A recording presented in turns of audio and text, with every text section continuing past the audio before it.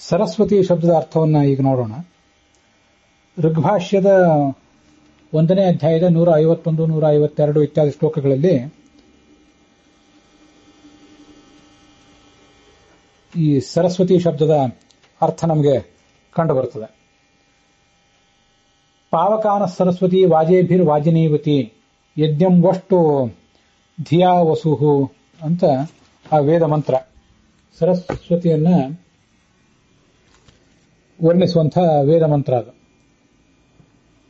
ಸರಣಾತ್ ಸರ್ವಗತ್ವೇನ ಸರ್ವಜ್ಞೋ ವಾ ಸರೋಹರಿಹಿ ಸರಸ ಸರತಿತ್ವಾತ್ತು ತ್ವಾದ್ವಾ ತದ್ವತ್ತೇವ ಸರಸ್ವತಿ ಹರೌ ಗುಣಾಃ ಸರಶಬ್ದಾಃ ದೇವಿ ತು ಹರಿವಾಚಿನಿ ಹರಿಪ್ರೀತ್ತತೋ ವಾಯುಃ ಸರಸ್ವಾನ್ ತತ್ಪ್ರಿಯಾ ಅಥವಾ ಗುಣಸ್ವೇನ ತತತ್ವಾದ್ವಾ ಭಗವಾನ್ಸ್ತು ಸರಸ್ವತಿ ಸ್ತ್ರೀರೂಪಶ್ಚೈವ ಪುಂರೂಪೋ ಭಗವಾನ್ ನ ನಪುಂಸಕಃ ಶ್ರೀಪುಂ ದೋಷವಿಹೀನತ್ವಾದಪಿ ತತ್ಶಬ್ದ ಗೋಚರಃ.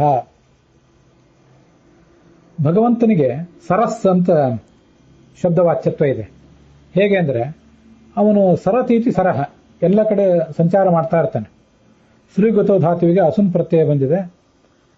ಆದ್ರಿಂದ ಅವನು ಸರ್ವಜ್ಞ ಅಂತ ಹೀಗೆ ಅರ್ಥವೂ ಕೂಡ ಇರೋದ್ರಿಂದ ಅವನೇ ಸರಹ. ಅವನು ಬಲಶಾಲಿ ಅನ್ನುವಂತಹ ಅರ್ಥವೂ ಕೂಡ ಅದರಿಂದ ನಮಗೆ ತಿಳಿದು ಬರ್ತದೆ.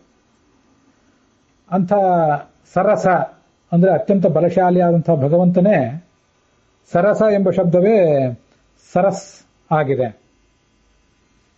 ಸರಹ ಅಂತ ಕರೆಸ್ಕೊಂಡಿದೆ. ಅಥವಾ ಸರ ಅಂದ್ರೆ ರಮಣ ಅಂದ್ರೆ ಸುಖ.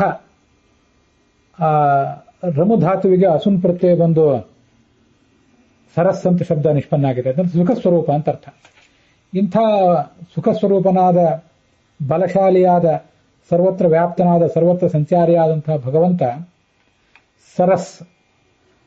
ಆ ಅಂಥ ಸರಸ್ಸನ್ನು ಉಳ್ಳವಳೇ ಸರಸ್ವತಿ. ಈಗ ನೀವು ಕೋಶ ತೆಗೆದು ನೋಡಿದ್ರೆ ಸರಸ್ ಅಂದ್ರೆ ನೀರು, ನೀರು ಉಳ್ಳವಳೇ ಸರಸ್ವತಿ, ನದಿ ಅಂತ ಇಷ್ಟ ಅರ್ಥ ಸಿಗ್ತದೆ. ನೀರು ಎಲ್ಲಿದೆಯೋ ಅದು ನದಿ. ಹಾಗಾಗಿ ಸರಸ್ವತಿ ಅನ್ನೋ ಶಬ್ದ ನದಿಗೂ ವಾಚಕ ಅಂತ ಈಗ ಅರ್ಥ ಹೇಳ್ತಾರೆ. ಆ ಭಗವಂತನನ್ನು ಆ ಸರಸ್ವತಿ ಅನ್ನೋ ಶಬ್ದ ಹೇಳುವುದು ಹೇಗೆ? ಆ ಗುಣ ಮತ್ತು ಗುಣಿಗಳಿಗೆ ಎರಡಕ್ಕೂ ಭೇದ ಇಲ್ಲ. ಸರಹ ಅಂದ್ರೆ ಭಗವಂತನ ಆ ಸರ್ವವ್ಯಾಪ್ತನಾದಂಥ ಭಗವಂತ, ಅವನೇ ಸರಸ್ವತಿ. ಸರಹ ಎನಿಸಿದ ಆ ಗುಣವುಳ್ಳಂತಹ ಭಗವಂತ ಸ್ತ್ರೀರೂಪನಾದಾಗ ಆ ಭಗವಂತನೇ ಸರಸ್ವತಿ ಅಂತನೂ ಕರೆಸ್ಕೊಂಡಿದ್ದಾನೆ. ಗುಣಗುಣಿಗಳಿಗೆ ಅಭೇದ ಇರುವುದರಿಂದ. ಗುಣಸ್ವೇನ ತತತ್ವಾದ್ವಾ ಭಗವಾನ್ಸ್ತು ಸರಸ್ವತಿ. ಸರಹ ಅಂತ ಕರೆಸ್ಕೊಂಡಿರುವಂತಹ ಭಗವಂತ ವೇದಗಳಲ್ಲಿ ಪ್ರತಿಪಾದ್ಯನಾಗಿದ್ದಾನೆ. ಆದ್ದರಿಂದ ವೇದವು ಸರಸ್ವಾನ್ ಅಂತ ಕರೆಸ್ಕೊಂಡಿದೆ. ಅದಕ್ಕೆ ಅಭಿಮಾನಿನಿ ಅಂತ ಭಾರತೀ ದೇವಿ ಸರಸ್ವತಿ ಅಂತ ಕರೆಸ್ಕೊಂಡಿದ್ದಾಳೆ.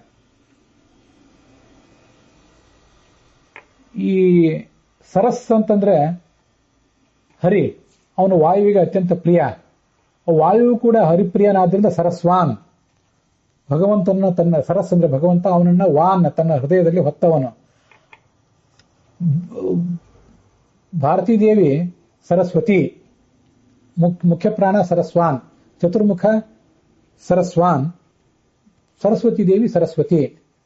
ಭಾರತಿ ಪವಾಮಾನಸ್ಯ ಸರಸ್ವತೀಳಾಹ ಮಹಿ ಅಂತ ಪವಮಾನ ಸೂಕ್ತ ಅದನ್ನು ವರ್ಣನೆ ಮಾಡ್ತದೆ. ಸರಸ್ವತಿ ಅನ್ನೋ ಶಬ್ದಕ್ಕೆ ಸಾಮಾನ್ಯವಾಗಿ ಒಬ್ಬಳು ಶ್ರೇಷ್ಠಳಾದಂಥ ಸ್ತ್ರೀ ಅನ್ನೋದನ್ನ ಅರ್ಥನೂ ಸಿಗ್ತದೆ. ಸರಸ್ ಅಂದ್ರೆ ಅಂತ ಶ್ರೇಷ್ಠವಾದ ಗುಣಗಳು, ಆ ಗುಣಗಳಿರುವ ಸ್ತ್ರೀಯೇ ಸರಸ್ವತಿ.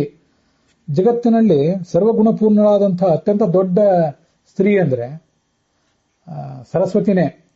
ಸ್ತ್ರೀಗುಣೈ ಸರ್ವಪೂರ್ಣತ್ವಾತ್ ಬೃಹತೀತು ಸರಸ್ವತಿ ಅಂತೇಳಿ ಬೃಹದ್ ಭಾಷ್ಯ ಬೃಹತಿ ಅಂತ ಭಗವಂತನನ್ನು ವರ್ಣನೆ ಮಾಡಿದೆ. ಯಾಕಂದ್ರೆ ಬೃಹತಿ ಅಂದ್ರೂ ಸರಸ್ವತಿ ಅಂದ್ರೂ ಅರ್ಥ ಒಂದೇ, ಸರ್ವಗುಣಪೂರ್ಣ ಅಂತಾನೆ ಅದಕ್ಕರ್ಥ. ಎರಡೂ ಶಬ್ದಗಳು ಸಮಾನಾರ್ಥಕ ಆ ದೃಷ್ಟಿಯಿಂದ.